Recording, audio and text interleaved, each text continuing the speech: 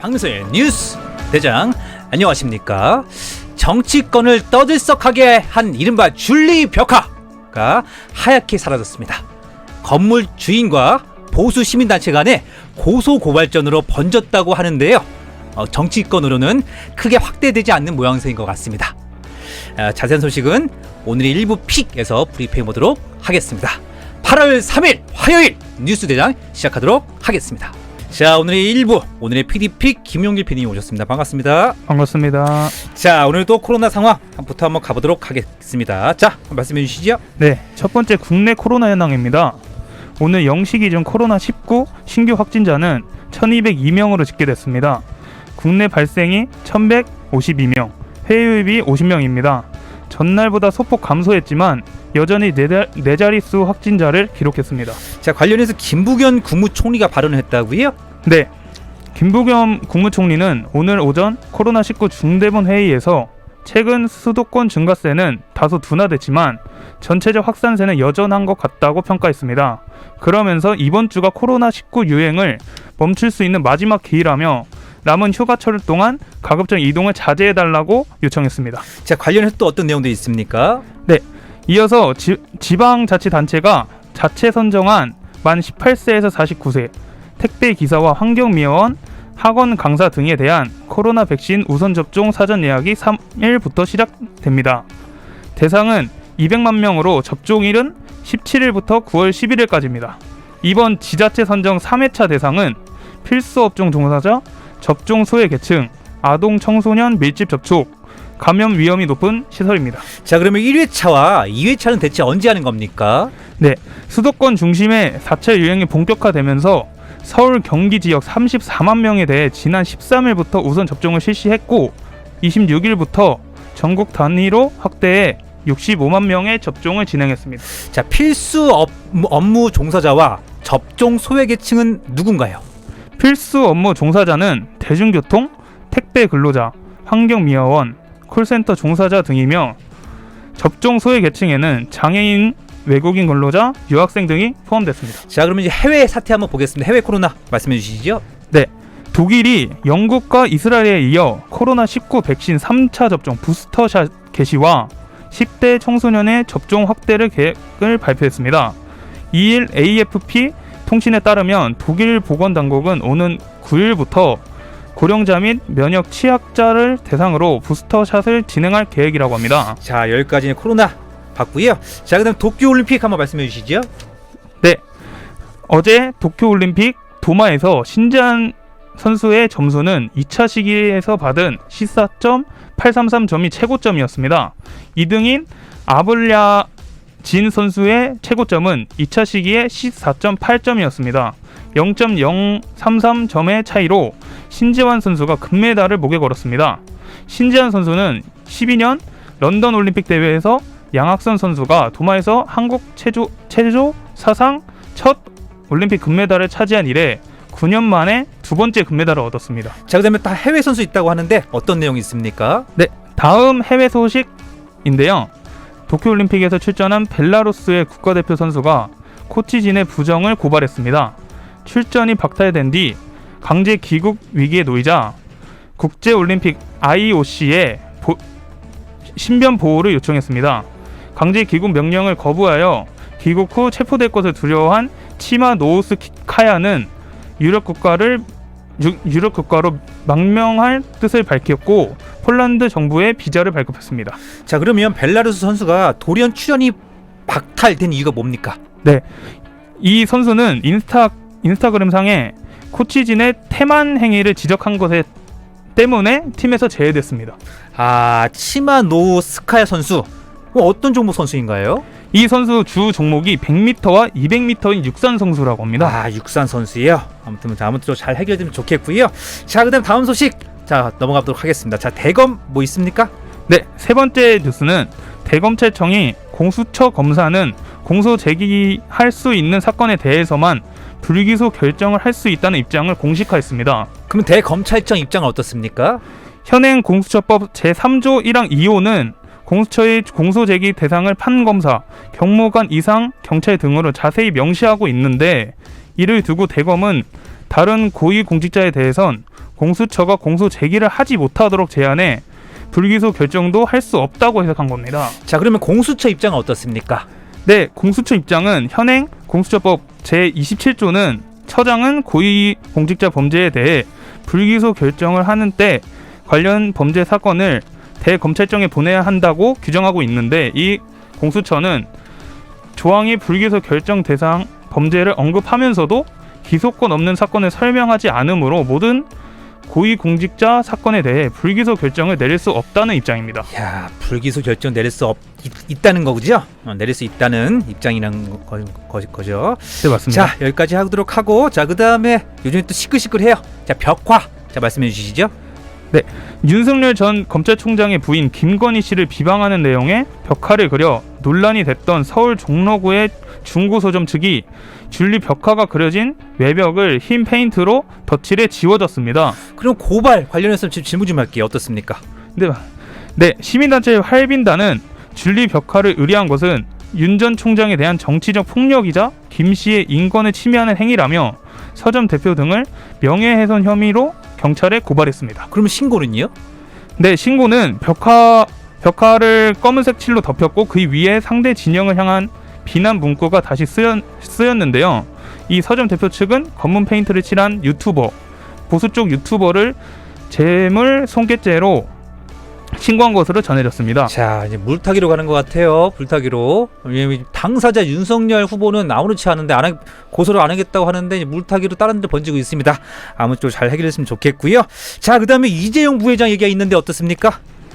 네, 이재용 부회장 가석방 심의위에서 박석은 한국진보연대 상임 대표와 박정은 참여연대 사무처장이 3일 서울 종로구 참여연대에서 열린 이재용 삼성전자 부회장 석방 반대 시민사회 기자회견에서 구호를 외치고 있습니다. 예, 결국 이거 가석방 하지 말라는 거잖아요. 이게 다음 달이면 가석방 할 요건들이 자격들이 80%가 60%인가요? 80%? 80% 맞죠? 예, 80% 채워지는데 관련해서 이제 그 가석방이 나오고 있으니까 이렇게 반대를 하는 거지요. 네, 예, 맞습니다. 뭐 이렇게 넘어가도 될 것 같아요. 자, 네. 그 다음에 오늘 학교에서 뭐 중강의를 떠넘긴 교수가 있다고요? 저 어떤 내용입니까? 네, 보도에 따르면 서울 사립대 한 교수가 원격 강의를 한 학기 내내 조교에게 시켰다는 제보가 들어왔습니다. 지난해 공부는 스스로 하는 것이라며 원격 강의마저 안 했다가 학생들의 단체 항의를 받기도 했는데 어찌된 일인지 학교 측은 징계 대상이 아니란 말만 반복하고 있답니다. 아니, 왜 징계 대상이 아니죠? 네, 이 A 교수는 수업권을 침해당했다며 대학 교무처와 학과장을 업무 방해한 혐의로 검찰에 고소했지만 기각당했는데요. 그렇죠. 그러자 이제 학과장이 A 교수를 무고 혐의죄로 고발했습니다. 아이고야. 그러니까 결국 자기가 수업을 안 하고 조교한테 떠맡긴 거잖아요. 네, 맞습니다. 네, 이거에 대한 문제가 있긴 있어요. 이거는 확실하게 학교 측에서 정관과 회칙에 의해서 아마 좀 학칙에 의해서 해야 될 것 같고요. 자, 넘어갈게요. 자, 그다음에 크래프톤 청약했다고 하는데 내용 말씀해 주시죠. 네, 대여급 종목으로 상장 기대감이 모였던 크래프톤이 공모주 청약 첫날 저조한 성적을 거뒀습니다. 공모가 고평가 논란으로 투자자들이 청약에 소극적으로 참여한 것이 원인으로 분석됩니다. 자, 관련 내용도 말씀해 주시죠. 네, 증거금은 1조 8,017억 원이 모였습니다. 이는 올해 크래프톤처럼 대여급 종목으로 뽑히던 SK 아이테크놀로지와 카카오뱅크의 성적과 비교되는 수준입니다. SK 아이테크놀로지는 청약 1일차에 22조 1,594억 원을, 카카오뱅크는 12조 522억 원을 끌어모았습니다. 자, 일단은 한번 질문을 할 건데요. 크래프톤이란 회사가 과연 어떤 회사인지 자, 답변 좀 부탁 좀 드릴게요. 네, 크래프톤 회사는 배틀그라운드, 테라, 엘리온 등을 운영하는 게임 회사입니다. 자, 그러면 크래프톤 공모가는 어떻게 됩니까? 크래프트 공모가는 49만 8천 원입니다. 그 청약 경쟁률은요? 크래프톤의 청약 첫날 경쟁률은 2.79대 1입니다. 아, 그렇군요. 자, 그러면 SK 아이테크놀로지와 카카오뱅크 공모가는 어떻게 됩니까?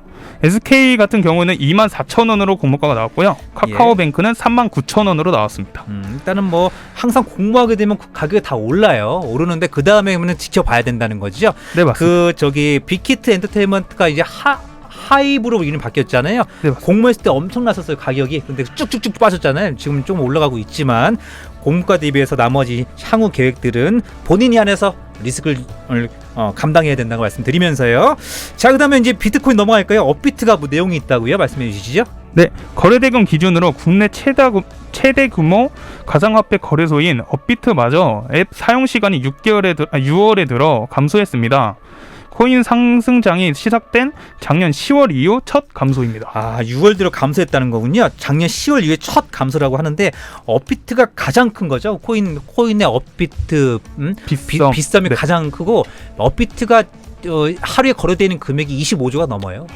이게 아무튼 업비트가 그리고 카카오 계열사가 만들었다는 거 말씀드리면서 자, 관련 내용들은요. 네, 10월부터 4월까지는 높은 거래소 사용률을 보여줬지만 8천만 원을 넘던 비트코인이 반토막 이상이 나자 잔인한 5월을 맞이하면서 사용률이 떨어진 모양입니다. 다만 업계는 투자 열풍이 완전히 사그라든 게 아니라 잠시 관망하는 시기에 접어들었다고 보고 있답니다. 자, 감소했던 이유가 좀 궁금한데요. 그 관련해서는 좀 자료 좀 더 찾아봐야 될 것 같고요. 자, 그다음에 싸이월드가 오늘부터 로그인이 된다. 자, 어떤 내용입니까?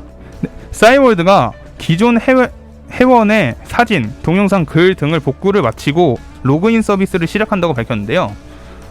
이 싸이월드 측은 2일 회원의 사진, 동영상 게시물에 대한 복구를 완전히 끝냈다며 오후 4시 20분부터 회원이 싸이월드 홈페이지를 찾아 실명 인증을 하면 아이디를 자동으로 찾아주고 복구한 도토리, 브금, 게시물, 동영상, 사진의 숫자를 알려준다고 합니다. 자, 우리 김용희 PD 싸이월드 있습니까? 저는 싸이월드 시대가 아닙니다. 아닙니까? 죄송합니다. 나중에 제 거 좀 한번 찾아봐야겠습니다. 네. 자, 그럼 싸이월드 서버 재개가 밀리는 이유가 뭘까요? 네, 싸이월드는 서비스를 수차례 미뤄왔는데요. 지난달 5일에는 해킹 공격 대비를 위해 시스템을 점검한다며 로그인 및 게시물 확인 서비스를 한 달 미뤘습니다. 이렇게 밀리면 안 되는데요. 빨리 싸이월드 제 거 좀 찾고 싶어요. 자, 다음 소식 넘어갈게요. 자, 포터 관련해서 뭐 1위 됐다고요? 국내 판매가요? 어떻습니까? 네, 지난 7월 국내에서 가장 많이 팔린 차는 현대 자동차의 포터로 집계됐습니다. 자, 그러면 순위를 한번 볼까요? 순위 어떻게 됐습니까? 네, 첫 번째는 포터로 현대 자동차의 포터가 1등으로 8,804대가 팔렸고 8,804대요. 네, 예. 2등으로는 K8 6,008대가 팔렸습니다. 와, K8도 인기 많네요. 네. 네, 이어서요. 3위로는 RV 최강자 기아 카니발이 야. 3위를 맞이했습니다. 자, RV 최강자죠. 우리 연예인들이나 이런 분들은 뭐 국회의원분들 다 카니발 타죠? 네, 맞습니다. 자, 이어서요. 4위로는 현대 준중형 세단 아반떼가 5,386대를 판매 기록으로 4위에 올랐습니다. 이것도 국민차죠, 아반떼. 자, 이어서요. 네, 5위는 기아 K8 공세에도 5,247대가 팔린 현대 그랜저입니다. 아, 그랜저 인기 많죠. 자, 이어서요. 네, 6위로는 기아의 1톤 트럭 봉고가 5,163대가 팔렸습니다. 아, 그렇군요. 봉고도 뭐 몇십 년 동안 순위 이렇게 있었고요. 이어서요. 네, 7등으로는 프리미엄 브랜드 제네시스의 대형 세단 G80이 5,028대가 팔렸습니다. 프리미엄 브랜드 제네시스. 이어서요. 네, 8위로는 4,695대가 팔린 현대의 대형 SUV 팰리세이드가 팔렸습니다. 팰리세이드. 이어서요. 9위는 현대 중형 SUV 산타페, 아. 11호는 4,018대를 기록한 현대 다목적차 스타리아가 집계됐습니다. 야, 이거 스타리오 이쁘더라고. 이거 앞에 LED 막 창 나오고 이런 것들 스타리아. 근데 스타릭스하고 좀 틀린 것 같아요, 보니까요. 네, 맞습니다. 자, 이게 차 순위 팔린 순서 말씀드렸고요. 자, 이어서 빌 게이츠가 뭐 공식 이혼했다고요? 내용 말씀해 주시죠. 마이크로소프트 창업자 빌 게이츠와 그의 부인 멀린다 프렌치 게이츠가 지난 2일 공식적으로 이혼을 했는데요. 지난 5월 3일 결별에 합의했다고 발표한 지 3개월 만인데요. 이에 따라 두 사람은 결혼 생활 27년 만에 완전히 갈라서게 됐습니다. 두 사람은 약 175억 원에 달하는 빌 게이츠의 재산을 분할하는데 동의했으나 세부 내용은 공개되지 않았다고 합니다. 자, 175억 원이에요. 175조 원이죠. 아, 5조 원입니다. 글로벌 빌 게이츠가 속상하겠어요. 내 재산 이거밖에 안 돼? 이럴 것 같은데요. 175조 원이라는 걸 정정하면서 아니 그러면 아직 이혼을 되돌릴 수 있는 방법 같은 건 없습니까? 미국 법원 같은 경우에는 이혼 신청이 접수된 뒤 최종 확정까지 90일간의 유예 기간을 두고 있다고 합니다. 자, 이게 이혼한 이유가 뭐 많이들 안 나왔지만 비하인드가 있어요. 이게 빌 게이츠가 친구를 잘못 사귀었어요. 그 친구가 사고가 많더라고요. 알고 있는 뭐 여러분들 뭐 검색하면 다 나올 겁니다. 뭐 성범죄도 있고 뭐 아무튼 깜빵도 자주 왔다 갔다 그래갖고 무엇보다도 권력 범죄가 있다는 걸 말씀드리면서 그래서 이제 와이프 대신 이분이 안 좋아했던 것 같아요. 아마 검색하시면 나올 것 같아요. 자, 관련 내용도 여기까지 하고 다 이어서 이제 김용건 배우가 뭐 사건 사고가 있다고요? 어떤 내용들입니까? 39세 연하 여성 A씨로부터 낙태 강요 미수 등 혐의로 최근 고소당한 배우 김용건 씨는 2일 책임질 일이 있다며 당연히 질 것이라며 직접 입장을 밝혔습니다. 아이고, 옛날 저희 아버지 친구분이신데 예전에 제가 몇 번 뵀었거든요. 아무튼 저 얼마나 만났다고 합니까? 13년 정도 만났다고 합니다. 13년이에요. 아이고, 13년이면 강산이 변한다고 하는데 자, 그러면 어디서 만났습니까? 이게 보도에 따르면 한 드라마 종영 파티에서 당시 24세였던 A씨를 만났다고 합니다. 근데 직업은 아직 알려지지 않았다고 합니다. 아, 그렇군요. 아무쪼록 뭐 책임지겠다는 기사가 있으니까 뭐 두 분 잘 이렇게 해결됐으면 좋겠습니다. 뭐 그렇게밖에 제가 드릴 말씀이 없겠군요. 자, 오늘 속전속결로 갔습니다. 기사 12개 어땠습니까? 12개 준비하는데 좀 많긴 했지만 그래도 많이 찾아보고 알 수 있어서 정치 쪽과 이슈들을 알 수 있어서 좋았습니다. 자, 어제보다 좋았다 말씀드리면서 오늘 저기 썸네일 뭐 어떻습니까? 뭘로 하실 겁니까? 우리 김용훈 PD님. 저는 빌 게이츠 부부로 하겠습니다. 부부 이혼하는 거? 네, 맞습니다. 제 얼굴 어떻게 합성할 거예요? 빌 게이츠 옆에 옆에 마이크로소프트를 딱 놓고 예. 거기에 이제 대장님이 이렇게 박치고 있는 그 이제 그렇습니까? 동전 한 푼 약간 받는다는 느낌? 우리 PD 분들은요 다 아이디어가 다 있어요. 이렇게 그래서 MBS 뉴스 대장이 이렇게 돌아가고 있다는 거 말씀드리면서 자, 여러분들 자, 1부 끝내고 2부 때 돌아오겠습니다.